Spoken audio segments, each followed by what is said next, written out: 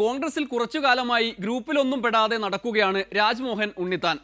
ഈ ലോക്സഭാ തെരഞ്ഞെടുപ്പിൽ ഒരു സീറ്റ് കിട്ടുന്നതിനുള്ള അശ്രാന്ത പരിശ്രമവും ഉണ്ണിത്താൻ നടത്തുന്നു എന്ന് ഗ്രൂപ്പിലുള്ളവർ പറയുന്നു.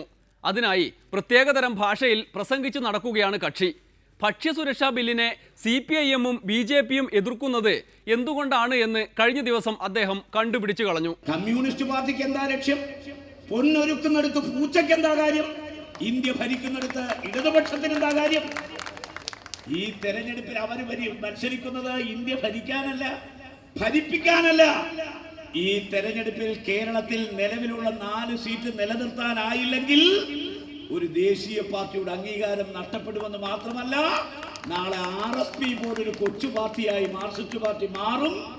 ഈ തെരഞ്ഞെടുപ്പിൽ അവർ മത്സരിക്കുന്നത് ഒരു ദേശീയ പാർട്ടിയുടെ അംഗീകാരം നഷ്ടപ്പെടാതിരിക്കാനാണ്.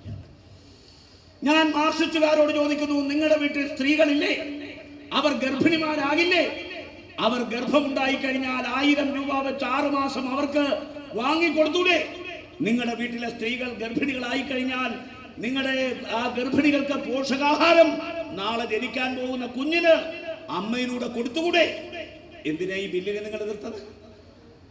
ഞാൻ ഒരു കാര്യം കമ്മ്യൂണിസ്റ്റുകാർ ഈ ബില്ല് എതിർത്തോട് ഞാൻ ചോദിക്കുകയാണ്. അമ്മയാകാൻ മോഹമില്ലാത്ത ആരായി ഈ രാജ്യത്ത്? കുട്ടികൾ ഉണ്ടാത്തവർ, നിങ്ങൾക്കറിയാം, കുട്ടികൾ ഉണ്ടാകാൻ പള്ളികളിൽ പോകും, അമ്പലങ്ങളിൽ പോകും. നാഗൂർ പള്ളി, മലയാറ്റൂർ പള്ളി, മണ്ണാർശാല, കാടാമ്പുഴ. ഒരു കുഞ്ഞിക്കാല് കാണാൻ നേർച്ച നേരാത്ത ആരാ? ഈ രാജ്യത്ത് കുട്ടികൾ ഉണ്ടാകുമായിരുന്നിട്ടും കുട്ടികൾ വേണ്ട എന്ന് തീരുമാനിച്ച 2 ആദർശ ദമ്പതികളുണ്ട്. അത് വൃന്ദ കാരാട്ടും പ്രകാശ് കാരാട്ടും. വൃന്ദയ്ക്ക് കുട്ടികൾ ഉണ്ടാകും, പ്രകാശിനും കുട്ടികൾ ഉണ്ടാകും. പക്ഷെ അവർ തീരുമാനമെടുത്തു, ഈ ജന്മം കുട്ടികൾ വേണ്ട, വംശനാശം വന്നു പോട്ടെ. അപ്പൊ ഒരു ഗർഭിണിയുടെ വികാരം വൃന്ദയ്ക്ക് അറിയില്ല, ഒരു പിതാവിന്റെ ദുഃഖം ദേഹത്തിന് അറിയില്ല. പ്രകാശ് കാരാട്ടിന് മാർക്സിസ്റ്റ് പാർട്ടിയുടെ ഗർഭിണികൾക്ക് കിട്ടേണ്ട ആനുകൂല്യം അതുകൊണ്ടാണോ നിങ്ങൾ തട്ടിത്തെറിപ്പിക്കാൻ ആദ്യം തീരുമാനിച്ചത്? BJP-യുടെ സംസ്ഥാന പ്രസിഡന്റിന് അറിയാം, അദ്ദേഹത്തിന്റെ പേര് നിങ്ങൾക്കറിയാം, മുരളി. അദ്ദേഹത്തിന്റെ ഭാര്യ ജയശ്രീ. അവർക്കും 2 പേർക്കും ഒരു കുഴപ്പമില്ല, കുട്ടികൾ ഉണ്ടാകും. പക്ഷെ അവരും തീരുമാനിച്ചു, എന്തിനാ ഇതിനൊക്കെ പോകുന്നത്? ഇതിനെയൊക്കെ സൃഷ്ടിക്കുക, വളർത്തുക, കഷ്ടപ്പെടുക, അതിനവരും തയ്യാറല്ല.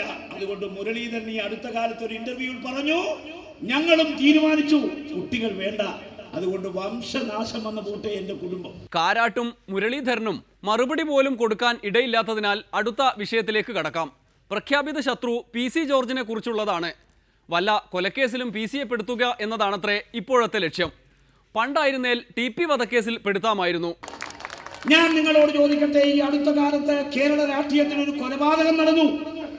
ഞങ്ങളല്ല ആ കൊലപാതകം നടത്തിയെന്ന് സ്ഥാപിക്കാൻ എന്തെല്ലാം ചെയ്തു? ആദ്യം പറഞ്ഞു മാർഷ അല്ല എന്നൊരു സ്റ്റിക്കർ ഒട്ടിച്ചിട്ട് തീവ്രവാദികളാണ് ചന്ദ്രശേഖരനെ കൊന്നത്. പിന്നെ പറഞ്ഞു ഒരു മിനറൽ വാട്ടർ കമ്പനിയാണ് കൊന്നത്.